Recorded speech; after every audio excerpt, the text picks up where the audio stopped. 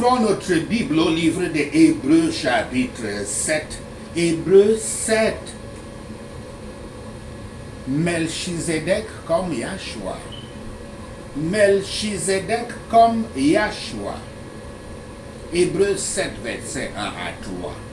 Une comparaison entre le sacerdoce de Melchizedek et celui du Christ. Melchizedek est la preuve qu'il y avait d'autres prêtres de Yahweh, en plus des prêtres lévitiques qui n'existaient pas avant plusieurs siècles après lui. Les prêtres lévitiques remontaient fièrement retraçaient fièrement leurs ancêtres jusqu'à Aaron pour justifier leur autorité. Mais Melchizedek ne dépendait pas du droit généalogique d'être prêtre. C'est l'exemple qui préfigure le ministère sacerdotal de Yahshua. Melchizedek avait rencontré Abraham à son retour du sauvetage de Lot après avoir vaincu des rois. Son nom, entre guillemets, roi de la justice, fin de citation, roi de la justice, convenant sans doute à son caractère, le désignant comme un type du Messie et de son royaume. Le nom de sa ville, Salem, comme dit aussi Shalom, Salem. Son nom de sa ville, Salem, signifiait paix, paix. Et en tant que roi de la paix, il représentait le Christ, le prince, le Christ est le prince de la paix, le grand réconciliateur de Yahweh et l'homme. Car l'Écriture dit, je cite, Melchizedek, roi de Salem, fit apporter du pain et du vin. Il était sacrificateur du Dieu très haut. Il bénit Abraham et dit, béni soit Abraham par le Dieu très haut, maître du ciel et de la terre. Béni soit le Dieu très haut qui a livré tes ennemis entre tes mains. Et Abraham lui donna la dîme de tout. Fin de citation de Genèse 18, verset 20. Rien n'est enregistré quant au début et à la fin de la vie de Melchizedek. Ainsi, il ressemblait typiquement au Fils de Dieu, dont l'existence est d'éternité en éternité, qui n'avait personne qui était avant lui et n'aura personne pour venir après lui dans son sacerdoce. Chaque partie des Écritures honore le grand roi de justice et de paix, notre glorieux souverain sacrificateur et sauveur. Et plus nous l'examinerons, plus nous serons convaincus que le témoignage de Yahshua est l'esprit de la prophétie. Hébreux 7, versets 4 à 10. L'excellence de la prêtrise du Christ par rapport à la prêtrise lévitique. Versets 4 à 7. L'auteur souligne que les gens ont reconnu l'autorité de leur prêtre en apportant la dîme. Les gens honoraient l'autorité de leur prêtre en apportant la dîme. En même temps, ils étaient très fiers d'être des descendants d'Abraham. Cependant, comme le note l'auteur du livre de la lettre aux Hébreux, Abraham avait offert à Melchizedek une dîme représentant, entre guillemets, 1/10 du tout. Fin de citation. Frères et sœurs, il est de votre devoir, en tant que disciples du Christ, de payer la dîme à votre prêtre. Appelez-le par tout nom que vous avez, pasteur, apôtre, évêque ou quoi, mais c'est votre prêtre. De payer la dîme due à votre prêtre sur tout ce que vous avez. Et votre prêtre ne manquera certainement pas de vous apporter du pain et du vin matériel et spirituel. Symboliquement, les prêtres lévitiques, par l'intermédiaire d'Abraham, avaient été renvoyés au sacerdoce de Melchizedek.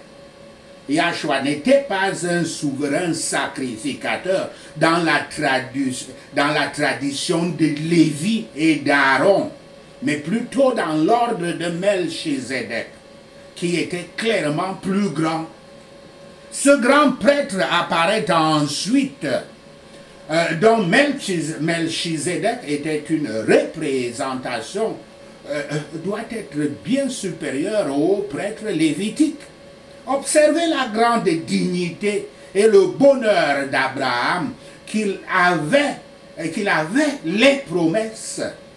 Cet homme qui a les promesses de la vie actuelle et de la vie à venir est vraiment riche et heureux. Tous ceux qui reçoivent le Seigneur Yahshua ont cet honneur. Allons de l'avant dans nos conflits spirituels, confiant en sa parole et en sa force, attribuant nos victoires à sa grâce et désirant être honorés et bénis par lui de toutes nos manières. Hébreux 7, versets 11 à 25. Ceci est appliqué au Christ. Verset 21. L'auteur rappelle à ses lecteurs que pour le Christ, la prêtrise est éternelle. La loi de Moïse n'avait pas prévu un tel sacerdoce. La référence du psalmiste n'est évidemment pas le sacerdoce lévitique de la loi. Je cite, « Yahweh l'a juré, et il ne s'en reprendra point. Tu es sacrificateur pour toujours, à la manière de Melchizedek. » Fin de citation. Citation de Psaume 110, verset 4. Versets 22 à 25.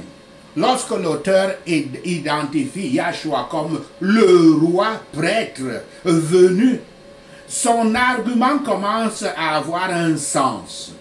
Bien qu'issu de la tribu de Juda plutôt que de la tribu de Lévi, comme le souhaitent les Juifs, Yahshua se qualifie toujours en tant que prêtre de la même manière que Melchizedek. Il est celui qui vit pour toujours et continue d'intercéder devant Yahweh au nom des êtres humains. La prêtrise et la loi par lesquelles la perfection ne pouvait pas venir sont supprimées. Un prêtre est ressuscité et une dispense est maintenant mise en place par laquelle les vrais croyants peuvent devenir parfaits.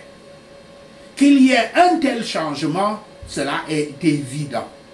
La loi qui a créé le sacerdoce lévitique a montré que les prêtres étaient des créatures fragiles et mourantes, incapables de sauver leur propre vie, et encore moins de sauver l'âme de ceux qui venaient à eux. Rappelez-vous que, comme moyen d'intercéder pour les pécheurs, les prêtres lévitiques devaient offrir divers sacrifices, souvent brûlés, à Yahweh afin que le Seigneur, le Très-Haut, puisse pardonner leurs péchés. Ils faisaient la même chose, les prêtres faisaient la même chose pour leurs propres péchés. Les pécheurs ne se repentaient donc pas vraiment, car ils croyaient que les œuvres de leur sacrifice d'agneaux et de veaux et de céréales faisaient le travail d'expiation du péché pour eux. La même chose se produit lorsque vous allez confesser vos péchés à un prêtre catholique ou d'une autre église où il y a des confessions. Puis il vous donne comme pénitence un nombre fixé, un nombre donné de prières. Je vous salue Marie et notre Père. Une fois que les pécheurs ont dit les prières telles que prescrites, telles suivant l'ordonnance du prêtre, le prêtre, il croit que l'expiation est complète. L'expiation a été faite. Yahshua Christ nous a considéré, nous a amené un moyen de nous repentir dans notre cœur, en passant par le processus de brisement, qui est le ministère de Jean-Baptiste, et qui consiste à repentir profondément de tous vos péchés du passé, à avoir du remords pour ces péchés, à prendre un engagement de ne plus les commettre, et puis de continuer plus que cela, à briser toutes les montagnes d'orgueil, d'arrogance et toutes les autres sources du péché qu'ils sont là dans nos cœurs, les briser. Ce processus s'appelle le brisement, jusqu'à ce que vous deveniez humble devant Yahweh. Humble, c'est-à-dire soumis et obéissant devant Yahweh. Et c'est ce que le Christ dit, que si quelqu'un veut me suivre, il faut qu'il se dénie lui-même, porte sa croix et qu'il me suive.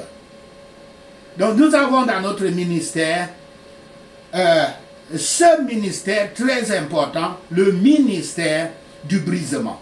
Nous l'avons encore en anglais, il sera imprimé en français, brokenness. Brokenness. Donc, il faut pour le chrétien, pour devenir chrétien véritable, vous avez besoin d'aller dans ce processus de repentance, de brisement et devenir humble. C'est seulement là que le sang du Christ qui expie vos péchés sera appliqué sur vous. Et que vous pouvez maintenant commencer à marcher avec le Christ. Votre chemin vers le salut, puisque le Christ est le chemin. C'est seulement dans ces conditions que vous pouvez le suivre. Ça ne peut jamais être par les œuvres, comme un échange entre vous et Dieu. Vous lui faites les sacrifices et les sacrifices lui plaisent, comme dans l'Ancien Testament, c'est dit que c'est une odeur agréable à Dieu et que quand il sent cette odeur, vos péchés sont aimés. Le sacrifice a été fait par le Christ une et une seule fois. Votre part, tout comme dans l'Ancien Testament, les gens devaient prendre leur bœuf, leur mouton pour sacrifier, c'est-à-dire que quelque chose de chair. Cette chose de chair que vous faites dans le christianisme, c'est le brisement. Parce que le brisement n'est pas facile, surtout quand il faut attaquer les choses comme l'orgueil en vous, le moi, le Dieu moi en vous, l'arrogance, la rébellion qui sont déjà en vous et qui vous ont été enseignés par le monde. La meilleure alliance, donc je voulais plutôt dire que, mais le souverain sacrificateur de notre profession de chrétien, de ministre du chrétien, tient sa charge par le pouvoir de la vie sans fin en lui-même, au Christ. Non seulement pour rester en vie, mais pour donner la vie spirituelle et éternelle à tous ceux qui comptent sur son sacrifice et son intercession, l'intercession du Christ.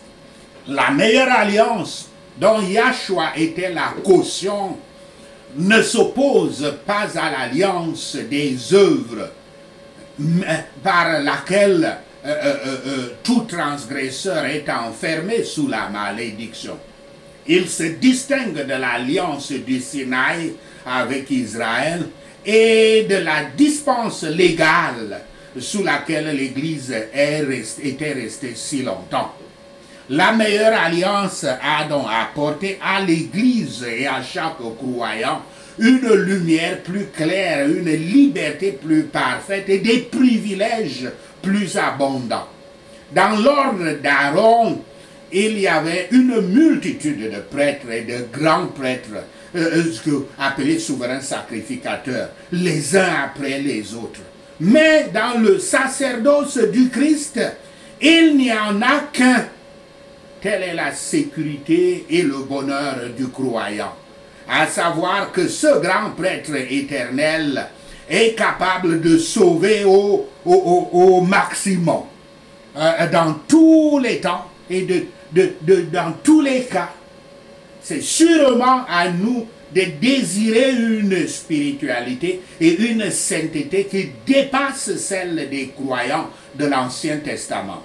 Car nos avantages sont supérieurs aux leurs. Hébreux 7, versets 26 à 28. La foi et l'espoir de l'Église sont encouragés dans cela. Yahshua est supérieur au prêtre lévitique en ce sens qu'il n'a pas besoin d'offrir des sacrifices pour son propre compte. Yahshua est un souverain sacrificateur qui est saint, inoffensif et sans tache. Et il n'avait qu'à offrir un seul sacrifice à Yahweh. Le sacrifice de lui-même était une fois pour toutes, était fait une fois pour toutes. Son efficacité couvre le passé, le présent et le futur. Le sacerdoce lévitique n'était pas le dernier mot du salut. Yahshua l'était. Yahshua l'est le dernier mot. Observez la description de la sainteté personnelle du Christ. Il est libre de toutes habitudes ou principes du péché, n'ayant pas la moindre disposition à le commettre dans sa nature. Aucun péché n'habite en lui, pas la moindre inclination pécheresse, bien que pareil demeure dans le meilleur des disciples du Christ.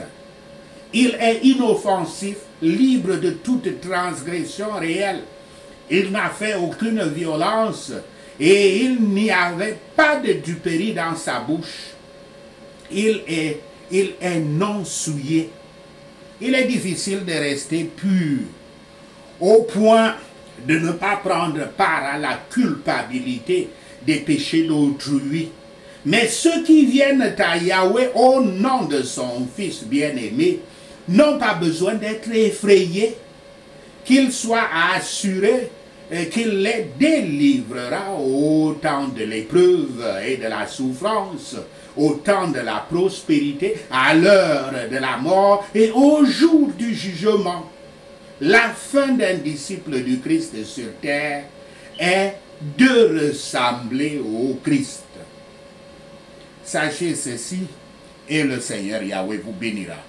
Prenons ces points de prière, prions sous forme de prière. Hébreux 7. Melchizedek était roi de Salem et prêtre du Dieu très haut. Il rencontra Abraham revenant de la défaite des rois et le bénit au nom de Yahshua le Messie. Abraham donna à Melchizedek 1/10 du tout au nom de Yahshua le Messie. Le nom Melchizedek signifie roi de justice. Ainsi aussi, roi de Salem signifie roi de la paix au nom de Yahshua le Messie. Sans père ni mère, sans généalogie, sans début ni fin de vie, ressemblant au Fils de Dieu, Melchizedek reste prêtre pour toujours au nom de Yahshua le Messie. Quelle était la force de Melchizedek? Même le patriarche Abraham lui donna 1/10 du butin au nom de Yahshua le Messie. Mais la loi exige que les descendants de Lévi, devenus prêtres, en recueillent 1/10, même s'ils descendent d'Abraham, au nom de Yahshua le Messie. Cet homme, Melchizedek, n'a toutefois pas retracé sa descendance de Lévi, mais il en a récolté un dixième auprès d'Abraham et a béni celui qui avait fait la promesse au nom de Yahshua le Messie. Et sans doute le moindre est béni par le plus grand au nom de Yahshua le Messie. Dans un cas, la dîme d'un dixième est recueillie par des personnes qui meurent. Mais dans l'autre cas, par celui qui est déclaré vivant au nom de Yahshua le Messie. Lévi, qui récupère le dixième, paya le dixième par Abraham, reçut le dixième par Abraham. Car quand Melchizedek rencontra Abraham, Lévi était toujours dans son ancêtre. Je redis cette prière. Lévi, qui récupère le dixième, paya le dixième par Abraham. Car quand Melchizedek rencontra Abraham, Lévi était toujours dans le corps de son ancêtre, au nom de Yahshua le Messie. En tant que descendant d'Abraham, je m'engage à toujours payer à mon prêtre la dîme d'un dixième de tout ce que j'ai, au nom de Yahshua le Messie. Si le sacerdoce lévitique avait permis d'atteindre la perfection, il ne serait plus nécessaire qu'un autre prêtre vienne, celui de l'ordre de Melchizedek, pas de l'ordre d'Aaron, au nom de Yahshua le Messie. Car quand la prêtrise est changée, il faut que la loi soit changée aussi au nom de Yahshua le Messie. Celui dont on dit ces choses appartient à une tribu différente et personne de cette tribu n'a jamais servi à l'autel au nom de Yahshua le Messie. Car il est clair que notre Seigneur est descendu de Juda et au sujet de cette tribu, Moïse ne dit rien au sujet des prêtres au nom de Yahshua le Messie. Il est déclaré, tu es prêtre pour toujours dans l'ordre de Melchizedek au nom de Yahshua le Messie. L'ancien règlement est mis de côté parce qu'il était faible et inutile, car la loi n'a rien rendu de parfait au nom de Yahshua le Messie. Et une meilleure espérance est introduite par laquelle nous nous approchons de Yahweh au nom de Yahshua le Messie. Et ce n'était pas sans serment. D'autres sont devenus des prêtres sans serment au nom de Yahshua le Messie. Mais il est devenu prêtre avec serment quand Dieu lui a dit, le Seigneur a juré et ne changera pas d'avis. Tu es prêtre pour toujours au nom de Yahshua le Messie. À cause de ce serment, Yahshua est devenu le garant d'une meilleure alliance au nom de Yahshua le Messie. Il y a eu beaucoup de ces prêtres depuis que la mort les a empêchés de rester en poste. Mais parce que Yahshua vit pour toujours, il a un sacerdoce permanent au nom de Yahshua le Messie. Il peut donc sauver complètement et à jamais ceux qui s'approchent de Dieu par lui, car il vit toujours pour intercéder pour eux au nom de Yahshua le Messie. Un tel souverain sacrificateur répond vraiment à nos besoins. Un saint sans défaut pur, isolé des pécheurs, élevé au-dessus des cieux au nom de Yahshua le Messie. Contrairement aux autres grands prêtres, il n'a pas besoin d'offrir des sacrifices jour après jour, d'abord pour ses propres péchés, puis pour les péchés du peuple, au nom de Yahshua le Messie. Il s'est sacrifié une fois pour toutes, pour leurs péchés, car il s'est offert lui-même au nom de Yahshua le Messie. Car la loi désigne comme grands prêtres des hommes dans toute leur faiblesse, mais le serment qui a suivi la loi a désigné le Fils de Dieu qui a été rendu parfait pour toujours au nom de Yahshua le Messie. Je proclame que Yahshua le Messie est mon souverain sacrificateur, mon avocat, le seul intercesseur entre moi et Yahweh, au nom de Yahshua le Messie. Merci Seigneur Yahweh d'avoir attendu nos prières. Merci Père pour tes réponses à nos prières. Seigneur, nous te rendons gloire, nous te louons, nous t'adorons. Nous bénissons ton Saint-Nom. Au nom de Yahshua le Messie, nous prions. Amen. Alléluia.